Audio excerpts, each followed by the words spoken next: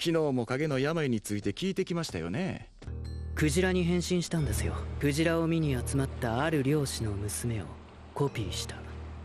それが影の病の始まりですよ。確かにヒルコ伝承はその通りやけど。はい、影は実在します。カリキリさん、これが実話だと知ってる。70年も昔の写真になぜあなたが写ってるんですか？お前が死でだ。人と影のハイブリッド。人ヶ島が今あるのは私のおかげなんですよ。ふざけんなこの野郎！撃って新平！ここまでや。待て！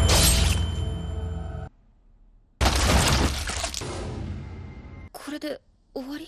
俺がやるって言うたやろ。新平は優しいからきっと後悔したよ。貸してんシデオ。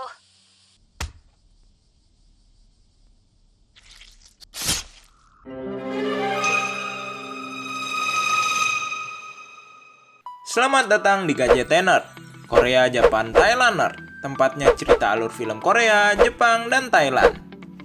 Kalau belum nonton part sebelumnya, bisa klik card di pojok kanan atas. Kalau udah, enjoy Summertime Render part 5, episode 17-20.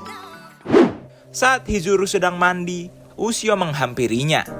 先生、私、新平と14年前の記憶を見たんです。聞いているよ。先生はあの時ぺたんこやったのに、ちょっと触ってみて。別に構わないが。Geblek. 肩凝りませんこれ。 Ushio berkata, mungkin dia terbentuk dari mata Haine yang copot saat itu. Dia jadi takut kalau sewaktu-waktu akan jadi jahat seperti Haine. Hizuru pun menjamin kalau dia akan langsung membunuhnya jikalau itu terjadi. Sementara itu, bayangan Mio menghampiri Mio. Mereka berbincang tentang keinsecurean Mio yang selalu menjadikannya berada di bayang-bayang kakaknya. Bahkan soal urusan hatinya pada Shinpei. Shou dan ayahnya berbincang tentang garis keluarganya yang sudah melayani Haine selama 300 tahun. Dan itu cuma boleh diwariskan ke satu orang saja. Ayahnya tahu kalau Shou tidak bisa mempermainkan nyawa manusia. Maka dari itu dia meneruskannya ke Tokiko. Shinpei pun sebenarnya tidak menyalahkan ayah Shou. Karena dia pun bisa jadi akan melakukan hal yang sama demi orang tercintanya hidup kembali, walau cuma bayangan. Tokiko lalu menyuruh Shinpei tidur, karena dia tahu selama ini Shinpei tidak tidur sama sekali. Di tengah semuanya tertidur, Nezu pergi dari sana. Tapi Ushio sempat menghadangnya. Nezu benar-benar pingin izin pulang. Maka supaya aman, Ushio menemaninya. Ternyata di rumahnya, Nezu mengikat bayangan istrinya. Dan malam ini, dia memutuskan untuk membunuh bayangan itu. Ushio sempat menawarkan untuk menghack bayangan istrinya, supaya tidak agresif lagi. Tapi Nezu berkata kalau dia bukanlah istrinya. Dia cuma bayangan yang membunuh istrinya. Dan malam ini, dia akan membalas dendamnya.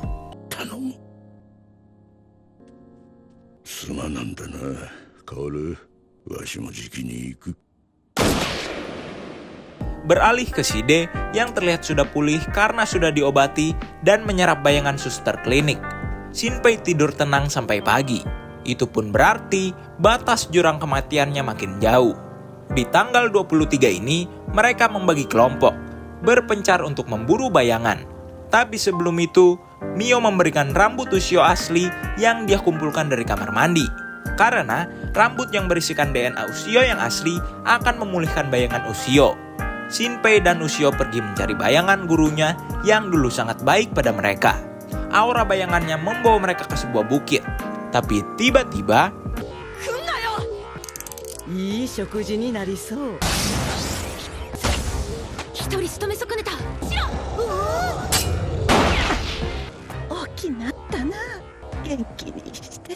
bayangan gurunya berhasil dilenyapkan.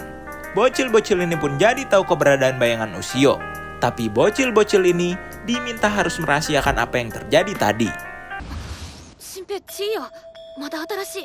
ブッチーの仕業か。34歳、女性。この島の人じゃない。大阪に住んでる。 Dari tanda-tanda di sana, Haine sepertinya lebih banyak memakan orang supaya dirinya bisa pulih lagi dengan cepat. Tiba-tiba, mata Ushio berubah, dibarengi omongannya yang ngelantur. Tapi seketika langsung sadar lagi. Shinpei dan Ushio yang berubah menjadi jam itu akhirnya menuntaskan niatnya dari awal pengulangan pertama, yaitu ke kuil untuk menemui Karikiri si kepala kuil, yang siapa tahu dia punya informasi tentang wabah bayangan. Menurut legenda, dulu ada sebuah paus terdampar di Hitogashima. Warga berkumpul berniat ingin memakannya. Tapi saat seorang gadis kecil mendekatinya, paus itu tiba-tiba bercahaya. Dan berubahlah paus itu menjadi persis seperti gadis kecil itu, lalu melahapnya. Karena penduduk takut akan azab dewa, mereka mulai menyembah gadis itu sebagai Dewa Hiruko. Kembali ke Shinpei dan Ushio, tidak ada aura bayangan pada Karikiri. Shinpei mencairkan suasana dengan menanyainya tentang game. Dan ternyata Karikiri banyak tahu soal game. Lalu mulai menyerempet tentang novel manusia rawa milik Hizuru. Karikiri pun tahu kalau niat Shinpei kesini memang untuk menanyai wabah bayangan. Shinpei mulai menanyakan keaslian legenda Dewa Hiruko dan kaitannya dengan wabah bayangan. 確かにヒルコ伝承はその通りやけど。はい、影は実在します。そして牛を殺し、明日この境内に集まった人たちを。あ、新平君、さすがに本の読みすぎや。もう全部わかってるんですよ。 Tiba-tiba, Shinpei langsung berterus terang, membuka fakta kejanggalan tentang Karikiri yang sudah hidup beratus-ratus tahun lamanya, menjadi pendiri klinik Hishigata. Juga Karikiri adalah orang di balik makhluk bernama Shide. Dia sudah hidup bahkan saat Dewa Hiruko terdampar di Pulau Hitogashima mengkopi dan memakan Haine. Di foto satunya, 40 tahun lalu, Kakesho memfotonya. Dari foto itu, Shinpei pun tahu kalau dirinya bukanlah bayangan, bukan juga manusia. Dia adalah... Ternyata kecurigaan Shinpei dan kawan-kawan terhadap Karikiri sudah ada dari pengulangan-pengulangan sebelumnya. Hizuru sudah pernah berteori kalau Shide adalah manusia yang diselimuti bayangan sebagai zirahnya. Bahkan dia pun sudah punya firasat yang cukup kuat kalau Karikiri adalah sosok di balik Shide itu. Dulunya, marga Hishigata dan Karikiri adalah satu keluarga. Tapi setelah Shidehiko lahir dari hasil ski dipapap dengan Haine, dia menyebut dirinya sebagai suami dewa. Lalu saat Haine mempunyai seorang anak lagi, marga Hishigata dan Karikiri dipisah. Marga Karikiri menjadi wali dewa atau yang kita sebut penjaga kuil, dan marga Hishigata menjadi dokter. Anak-anak Haine bertumbuh mirip dengan Shidehiko, seperti kloningan. Saat Shidehiko sadar kalau dirinya bisa dikloning itu, Shidehiko meminta Haine menyalin kepribadian juga ingatannya ke dalam tubuh anaknya. Maka Shidehiko akan awet muda kekal abadi. Coba bayangin, dari 300 tahun dia hidup, udah berapa kali dia nyucuk seorang bocil demi keabadiannya. Definisi manusia egois nan brengsek. Karikiri mulai bercerita tentang sejarah sebenarnya. Kalau dulu sebelum Haine terdampar, Hitogashima mengalami bencana kelaparan, gagal panen terus-menerus, orang pergi melaut pun tidak mendapatkan apa-apa. Lalu Haine muncul. Penduduk percaya kalau dewa bersemayam dalam sesuatu yang terdampar di pulau ini. Maka Haine dianggap sebagai dewa. Setelah itu, ratusan penduduk diubah menjadi bayangan. Karena bayangan bisa menangkap ikan lebih pro dibanding manusia.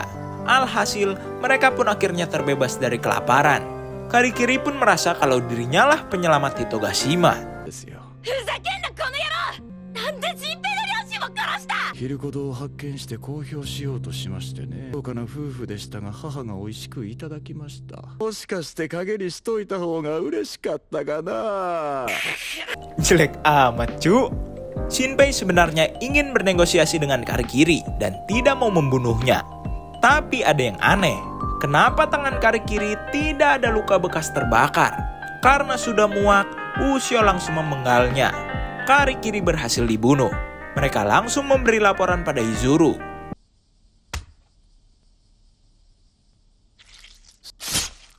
Hai, one down.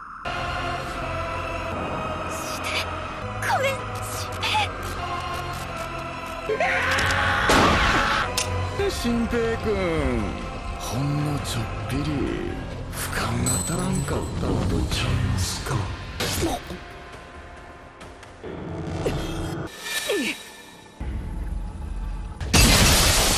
今どんな気分ですか、新平君。君、ラスボス前のセーブデータが消えた小学生の気分かな。牛尾は死んだ。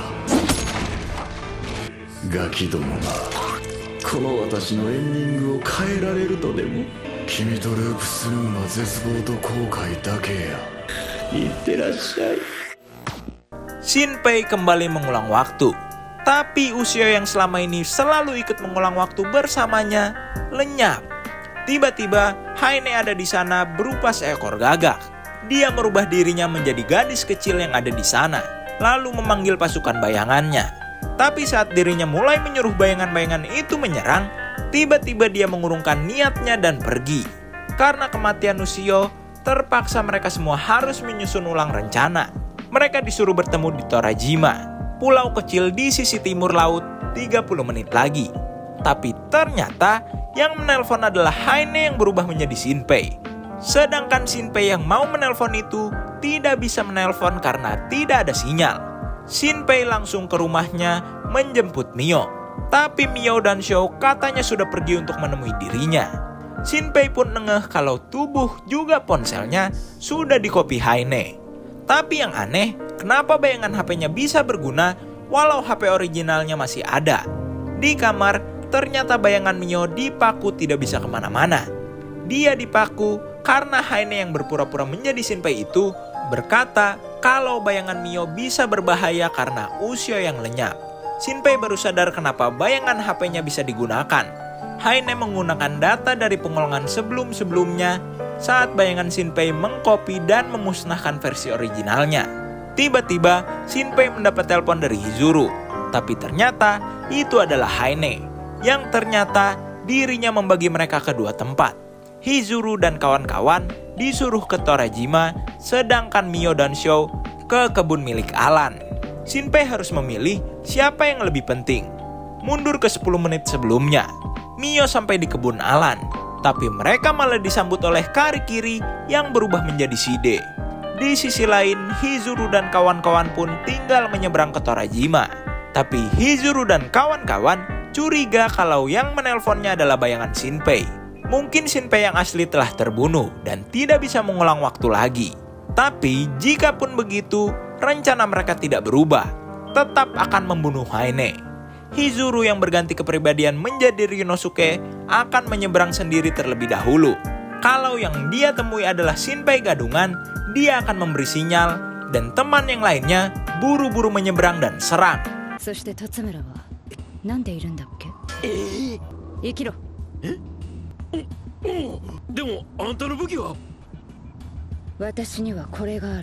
Emang mantep nih orang satu. Saat melihat Shinpei, Ryunosuke langsung tahu kalau dia adalah Haine. Shinpei-san wo doushita? Tsugi outara korosu Yutan mo koko jatta. Saraba ja, Ryunosuke.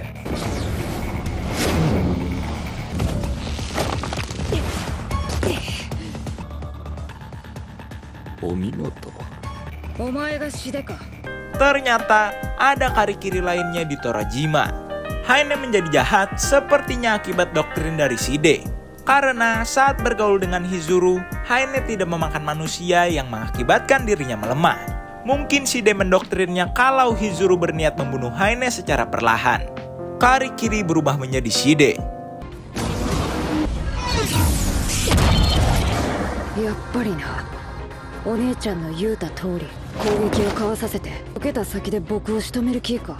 Ryunosuke ngeh kalau yang bisa membaca pergerakan 2 detik ke depan adalah Haine, bukan Shide. Haine menyampaikan prediksi 2 detiknya itu melalui telepati ke Shide. Maka yang harus Ryunosuke lakukan adalah mempush dirinya supaya bergerak lebih cepat lagi. Tapi karena pergerakan yang secepat itu, tubuh Hizuru pun mulai rusak. Ryunosuke berniat akan kabur, tidak mau lebih merusak tubuh kakaknya. Tapi tiba-tiba Hizuru mengambil alih dirinya lagi. Dan ajaibnya, kali ini mereka bisa berkomunikasi secara langsung, secara sadar. Hizuru meminta Ryunosuke untuk mengerahkan 100% tenaganya, tanpa perlu mengkhawatirkan tubuhnya demi kemenangan mereka. Shoukyū. Hayai. この動き、牛尾と同等。それ以上か。決死のひずる。危ない危ない。いつまで寝とんねん。こいしょ、めっちゃ使いこなしてますやん。Haine menanyai apa alasan Hizuru kembali ke Hitogashima lagi, yang padahal dia sudah tahu kalau Haine akan membunuhnya. Dan ternyata alasannya adalah karena dia merasa insiden adiknya yang meninggal itu adalah ulah dirinya yang bergaul dengan Haine. Dan dia tahu itu tidak bisa diulang. Maka yang dia bisa lakukan sekarang adalah menyelamatkan nyawa yang masih hidup. Hitung-hitung sebagai penebusan dosa. Lalu Hizuru juga mencoba menyadarkan Haine kalau sebenarnya Shide selama ini bukan menuruti apa keinginan Haine, melainkan demi kepentingan pribadinya saja. 楽しいおしゃべりはここまでです。贅沢は言ってられないか。シデの鎧は誰でもない。お前なら入り込めるはずだ。得意だろう龍之介。人に憑依するのは奴の鎧に潜って中から壊せ。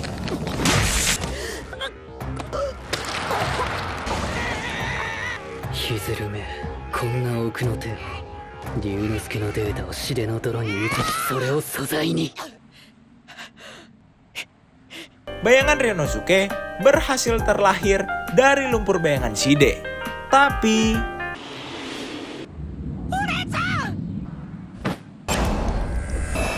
beralih ke Shinpei dan bayangan Mio.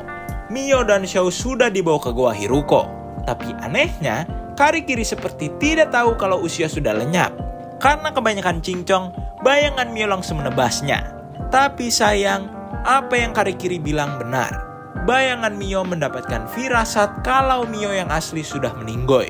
Saat mereka mau menyalin data Karikiri, dia tidak punya data apa-apa. Pikirannya kosong. Sama seperti saat Ushio dulu menyalin pikiran Shide. Shinpei lalu berpikir, mungkin Hizuru juga sudah meninggoy. Karena Haine tadi bisa menelpon menggunakan HP Hizuru. Ditambah, Tokiko ternyata terpental sangat jauh sampai berada di dekat Shinpei berada. Dia berpesan untuk segera ke Torajima menyelamatkan Hizuru. Lalu dia meninggoy. Shinpei pun berpikir itu akan membuang-buang waktu karena mereka pun pasti sudah terbunuh.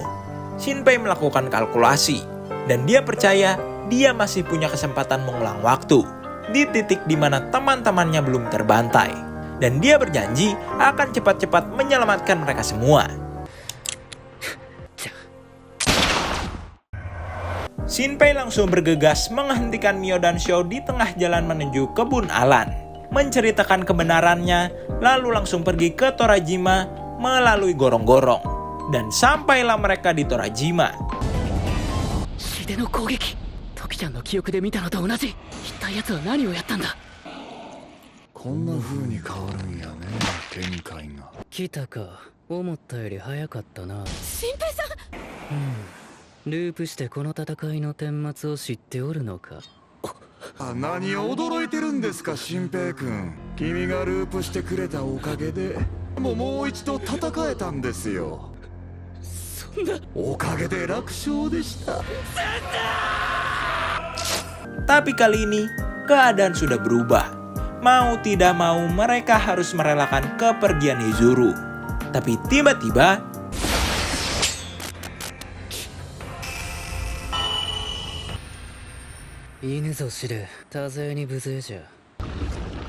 mereka malah kabur setelah Haine melihat cahaya yang sangat terang terpancar dari saku Shinpei. Hizuru sudah sangat sekarat. Shinpei sudah di titik tidak bisa menyelamatkan mereka semua. Hizuru memberi pesan terakhirnya untuk menyelamatkan Haine dari Shide. Karena Haine sebenarnya hanyalah anak kecil yang kesepian. Shide cuma memanfaatkan Haine. ハイネを解放してやってくる。はい、必ず。もう喋るな、ヒズル。最後としては悪くない。辛気臭い顔を並べるな。どれだけ長く生きたかじゃない。いかに命を使い切ったかだ。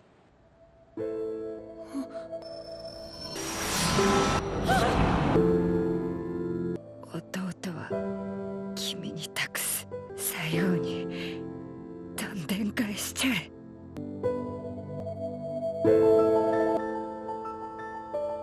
Hizuru benar-benar meninggal. Janji gak nangis. Ya udah sampai sini dulu deh. Mau lanjut nangis dulu. Onesanku. Kita lanjut di part 6, part terakhir. Bye-bye.